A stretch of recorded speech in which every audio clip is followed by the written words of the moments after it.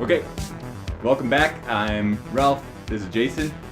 Tonight will be a quick, short one, which I guess you would probably know by clicking on this and already seeing the time. Yeah. Yeah, so that's it. Sorry, that was it. Good night. There you go. See you later. I'm gonna pour myself a beverage. Yeah, we've been doing quite a few lately. We just shot 3 last week with Tom, and there were some pretty good comic book stories, stuff I didn't know about because I'm not a good big comic book person. But we're gonna continue going. Still looking for some suggestions. Of course, we haven't put up any new videos yet, but we have a lot of them in the can, I guess. Yeah, They just need to be edited. But life gets hectic. So anyways, here we are on a new one. I don't know if we had a theme for tonight. I know that we had one for last Wednesday, but I couldn't do last Wednesday, so. Yes, and I thought I was like, no problem. I'll post the new stuff, and didn't because I'm not done editing it. It's super long, but so as far as I think this one I'll actually post before. Okay, so pretend I didn't say anything about no, which is good ones. Because actually I wanted to caveat it. So the other one we recorded it before the new Marvel movie Captain Marvel came out, and so it's gonna be dated. So it's talking about before. I thought about that too. I was like, man, the anticipation, but whatevs. So it'll be out of chronological order. It'll seem all weird, but this will be the instead. I've used that talk like ever since that recording. Everyone was asking me if I was gonna go see it, and I was like, well, the problem is when you take a female character and you try to force the backstory, and I was like, okay, what did Ralph say that night? Here you go. But yeah, it was cool, man. This is a very educational show. There you go. Especially if you like I sounded so smart. My students were like, you're right. I know nothing. But awesome. However, now that it has been, we're just past opening weekend. This is Wednesday where we're doing this, so it did really well. Yeah. A lot of people went and saw it, but we'll see. I don't know. I don't really care. I don't give a crap about that movie one way or another. I am not like adamantly opposed to its existence like some anti-fans are, but then also I'm not like some cheerleader like, oh yes, finally we have a female superhero. Oh my god, it's never happened. Oh, finally, I'm so psyched. It's like, although Wonder Woman just came out. I just saw that they pulled the plug temporarily. Well, Gambit's gone. They're not doing it now.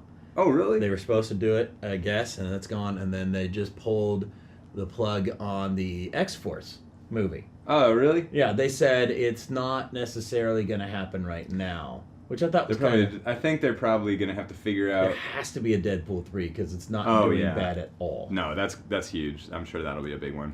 So we'll see. I don't know. Anyways, this is not about comics. This is about surprises. Could be. Oh, God. Okay, so yeah, today this is about cool surprises. So, first off, I'll just jump into it. Okay, first surprise. Okay. And I know nothing about this. This isn't one of those cool preset, things. Is it what I think it is? I don't know. I got you again. Oh my gosh! I was gonna order this for you. So okay. I literally was gonna do the same thing. Really? I was gonna go to Rhino and see if they had it. Holy smokes! And so Jason is notorious for not liking any new music, and ever. He shared a band that he likes. So it sounds awesome. Yeah. They're very kind of New Order sounding, I think. Okay, yeah. I've already said New Order. I've already said there's Gary Newman. There's Alphaville. There's all the good new. Yeah, new and it sounds to me like Dave Vanian from The Damned singing. That's just what I get. Yeah, I've listened to this just over and over and over. And I want to encourage your fandom of new music. So yes. Plus, I want you to start buying records too because they're awesome. True. So yeah, the band is called White Lies, and I actually found out about them Friday. I was driving home from work, and I was a little off, and so I just was not texting while driving. I was reading, so I wasn't texting. And I just looked up New Wave 2019 to see what new bands or what old new wave bands maybe put out a new album. But New Wave album 2019, and this was one of the first ones on there. And the album was called 5. Didn't know if it was the band was Five or the band was White Lies. I looked into them. They're an English band, formed in like 2009 or something like that. So they're new. I can say that clearly a new band than anything else. The preview song that it played was I don't remember which one it was. I want to say it was Tokyo, and it was just right when I heard it, I was just like, man, this is like every song I've ever loved from the 80s. Also reminds me of Ultravox as well. Oh, and then listen to the entire album, and not gonna lie, it does tend to get a little drony, there's a lot of depressed moments in it, I would say, but not too bad. But I still find myself, like, the opening track is 7 minutes long, and I have no problem listening to that. Nice. Yeah. But, it sounded awesome. Okay. So, should we drop our plan to do? I don't care. Let's do it. So this is good because we've just had a plan, or actually it was mostly Jason's plan, and I'm along for the ride because I also like this. But we've decided we're gonna do like a new wave covers band. Yeah, right? But now here's the problem. Uh-oh. When I hear this, now you want to do new wave. New wave. I'm on board. So the idea is it's not necessarily to go out and tour or anything, just for fun. Or even play shows or reinvent the wheel. But when you have extra time, and we both literally love the same type of music, and like we've never done a new wave thing. No, it'd be cool. And those that don't know, are we talking about new wave today? Yeah, actually that was the original idea. I wanted to. But I don't know. Well, I can give the real quick, for those that have no idea what new wave is. Essentially, new wave was brought in punk rock. Late 1977, punk rock became big, but no one liked the Sex Pistols and stuff like that. It was dangerous for record labels. Right. So punk rock came essentially to get rid of like the hippie rock that was out. Yeah. And the record labels too. I think the first wave, they were like, okay, it was a fad, it's over. Sure. That's what the whole like punk's dead thing came from, and then punk's not dead, and it's like gonna live on with the hardcore. And bands like the Sex Pistols had so many lawsuits going on that they weren't even gonna make money off of them. So they essentially repackaged the punk ideals, and called it new wave because new wave was safer for record labels, and then we should do one later on to get more in depth about the bands, like because we can go forever on bands that or whatever. Oh, I like that. Let's do it. But yeah, so essentially punk rock or new wave was punk rock made for a safer generation, so you could still have all the rebellious side of it without having to rebel. You could rebel against crappy hippie rock music.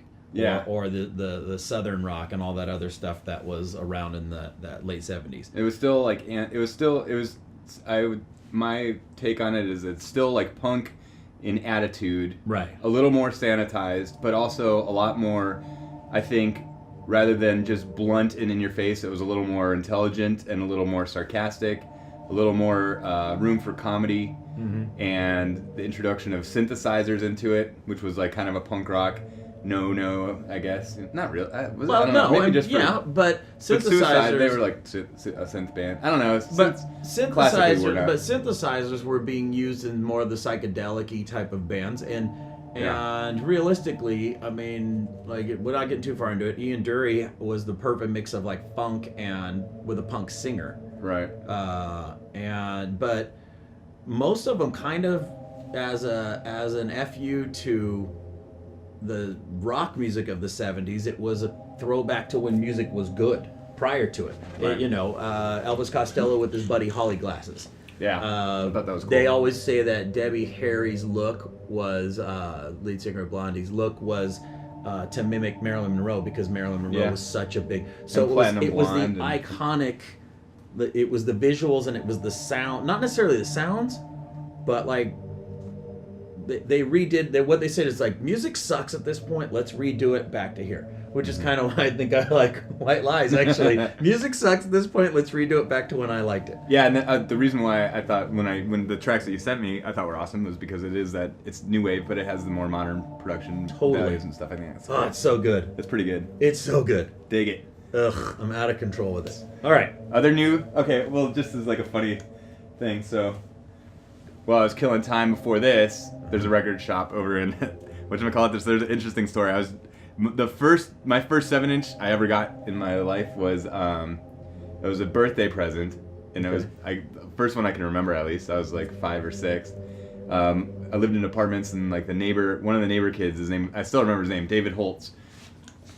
He had Super G.I. Joe figures. Do you remember those? They were like G.I. Joes, but like old school G.I. Joes, the big tall ones, but there was like some futuristic version of it. Does that sound familiar? No.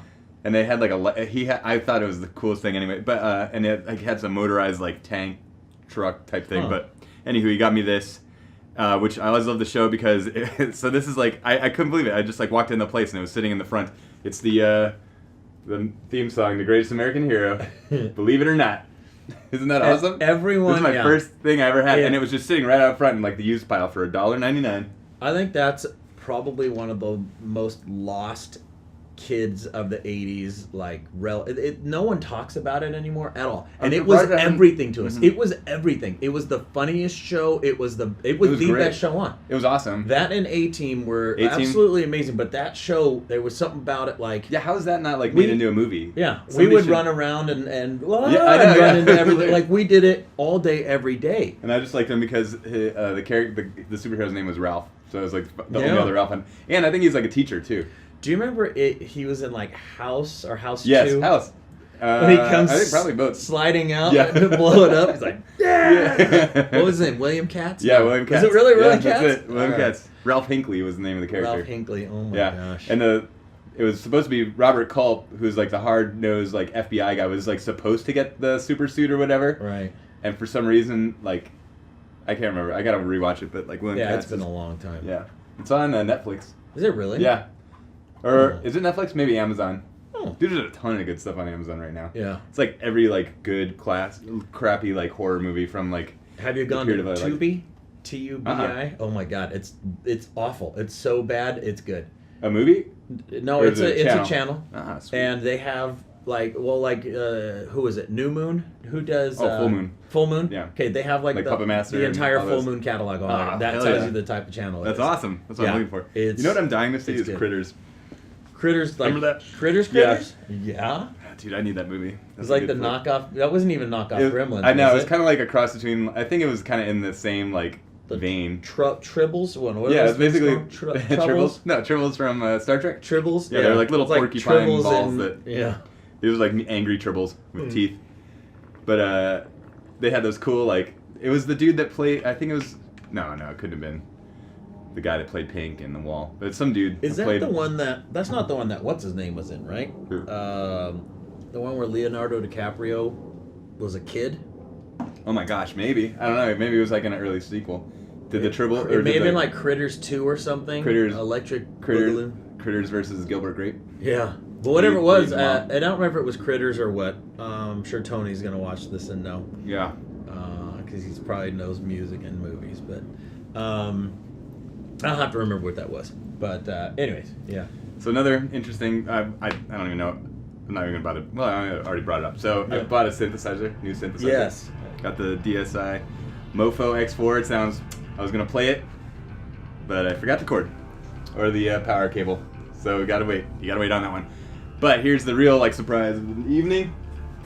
Dun dun dun. Mm-hmm. So here. Oh, you already suspected? This is what I thought it was going to be. Really? Yeah, I didn't see this one coming. This right here. That was a little. That's what made me. Well, there, good. You did pee. I peed a little. So I figured that's what was gonna be in there. Oh. So here you go, everybody. The test pressings for the Hollow Voices of a Dead Generation. So you can explain it. This is so. First off, I want to thank Craig from Uncommon Interests. How's it going? Good. Get close. So Uncommon Interests is Craig's label. He's based out of Florida. He's put out records by the Epidemics, the Bad Hormones, bunch of other like horror punk stuff. He is a amazingly cool guy. So here's the story of this album. When I was on deployment this past year, he hit me up via email, I believe. No, now I can't even remember. It was a busy year. So he hit me up, but he was like, hey man, I was interested in... Well, a while back, he actually sent me a record, and I always meant to like write him back because he wrote this really cool note in there, and it was like I think it was the Bad Hormones album, and he had his cool personal note, and I kept meaning to write him back, and like a forgetful piece of crap, I always forgot, and then but out of the blue he contacted me, or maybe Facebooked me or something. Somehow he got a hold of me and mentioned, he was like, hey man, I was thinking of if you're cool with it, putting out your CD Hollow Voices of a Dead Generation on vinyl. And I had actually, right before I left, that was like part of my plan, was to save up enough money to do that. Either this one or maybe the first one. But the first one, our first CD, is as much as I have like an emotional attachment to it, I don't think it was like really, it was kind of like a different sound really if you listen to it now. This one I think is really like a better illustration of us. I used to. And we play way more of these songs live. I used to think it was like rap like rock that person. I was very like, but and always made a point to say how much it's like Guar's Scumdogs album. It's like our first one, but then the first album was Hello. Yeah, so I think that's more of our Hello. Yeah. So that is our Hello. It's definitely our Hello for sure. And then like our demos are like our Death Piggy that are just like right. Yeah. So anywho, so he hit me up and I was like, hell yeah. So, and as luck would have it, I also, sometimes you go on these missions that are called TDY, like temporary duty. So I was sent TDY to Florida. So I was actually like on deployment, but in America. It was like the greatest freaking week of my life. It was so much fun. It was like a vacation. But so when I was there, I could obviously like make phone calls again. So I call him up and we chat, and he's in Florida too. Unfortunately, he was further away from where I was. I was like in Tampa, but I got a hold of him. We talked. Super cool guy, and I was like, yeah, when I get back, we'll figure it out. So I got back, and so we agreed. So what I said was, what I really wanted is to do, and I've always wanted to do, is a gatefold LP cover. And his stuff he's put out, he does these really cool vinyl color schemes and stuff. So ours is going to be like a greenish yellow to match the color scheme of the album cover. And so I was like, okay, well, here's what we could do. We could do sort of like a split release. Like your label, you handle the vinyl, and then mine, I'll do the I'll do the covers. So I'm ordering the gatefolds. I meant to order them this weekend, but it was grades are due, so it was a busy ass weekend. This weekend they're gonna be done, and it'll take a while because. So the way that vinyl works is when you press it, the first step is they make metal molds basically of, well, they etch the music into like an acetate, and then from that they make a mold, and from the mold they make these metal stampers that go on like a hydraulic press, and you put a little puck of like hot gooey vinyl, I guess, right here, and the things squish it and then pop out the... That's crazy. Yeah, it's awesome. That's crazy. I know, it's super cool. And then they just pop them out and crank them out. So that's so like, is barbaric the word? I know, it's awesome. It's so retro. How did someone ever figure out that works, by the way? I have no idea. I know. Think about the level of, and then the amount of like things that had to happen too over the years to make it like as hi-fi as it was. Yeah. I don't know, it's pretty awson. Sorry. Thomas Edison, right? Isn't he the one that invented it? Like to shake his hand. I know, dig him up. So, so after that step, then to ensure sort of like quality control, they'll make test pressings. So we have 7 made. He's got 2 of them. We have 1 for each guy in the band. Mm-hmm. And I listened to it last night. I went out. I didn't know these were going to be here in the mail. He told me he's like, he was going to mail them, but I didn't know. It was like a surprise. It was the coolest thing ever. As soon as I saw the package and I saw his name on it, I was like, fuck yeah. So it was like midnight, and I still popped it on just to listen to it, and it sounds really good. And to be honest, so when you work on these songs and record them and all this stuff, and especially this one had been recorded over multiple recording sessions and stuff, and people coming and going, you get so you put so much time into it that by the time it's finally done, you're like not gonna listen to it. I mean, I think that honestly, the last time I listened to it, start to finish, would have been before I mailed the master off to the pressing plant for the CD, just to make sure everything was kosher and good to go, and there wasn't any like flaws. And I don't think I've ever listened to it soup to nuts before. And listening to it last night, I was like, this is really good. Soup to nuts? You never heard that? Is that some old school thing? Because you start dinner with your soup and you end with the nuts. What? Soup to nuts, the whole shebang. Who eats nuts? I don't know. At the end. Back in the old the oldie time like days when that snout to tail or whatever. I'm like, soup to nuts. Where's the soup start? Soup starts here. The nuts end back there. Soup to nuts. Yeah. Awesome. Yeah, not those nuts. Not the Rocky Mountain oyster. I've never even heard. Oh my You haven't god! heard that? No. Nah, it's like some old etiquette thing. Let's do an It's episode an old-timey on Midwestern slang that I've picked up from my dad. We have Like, to do crud. one on dissecting of sayings. Oh, we should. That's awesome. With like etymological roots of weird things. Yeah. So anywho, so I listened to it. Sounds freaking great. So the mastering on it, he sent them, to make sure that because they remastered them. The pressing plant did. They sound great. Sounds really cool. Very clean. It's like, dude, it is like. I was like, I couldn't believe how cool it sounded. And I was listening to it because I really hadn't listened to these songs in such a long time that I was like, this is like really good. Like it's good music. It's a good album. Right. Everybody's good on it. Like everybody sounds good. So, and it's an eclectic kind of mix of songs, but they all flow really well. I forgot I did like this like intro part to it that was on there. It's bitching, man. I think anybody that has even a passing interest in our band is gonna really like this thing. It's gonna be a really cool, good production. It's gonna be like a faithful reproduction of the CD with as far as the artwork and everything goes. So even though the picture in the band, it's like outdated. It's not the same members anymore, but it's like, I mean, that was the cover. So I wanted to keep everything the same. I don't see anything wrong with that. Nah, I figure. I mean, it's like the Misfits still put out like Walk Among Us re-releases all the time. Was I And it's in like that different picture? dudes.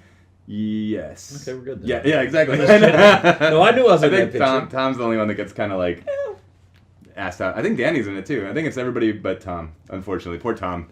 That's why we have to finish the new one so Tom can finally. After he's like the longest running guitar player we've ever had, and he's been on stuff, but nothing like not a full length. It's been on just like a couple EPs, but he deserves the full vinyl treatment. So the next one after this one is going to be, and that's the one we're working on now. It sounds pretty good.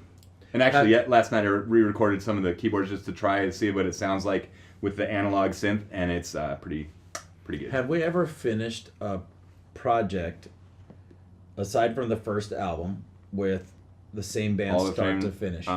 So the first album's the only one that everyone played the same. Aaron played drums, Dax played guitar, you played bass. Where nobody switches around. Yeah. Nothing changed. I think. Whereas like anything after that, what happened? Not a full length. No. What happened with whatchamacallit? With Roll Gone Mad? Roll Gone Mad. That was after that was when you were on your hiatus. So Aaron, Dax, me. And didn't you play guitars on? I did that on that was after.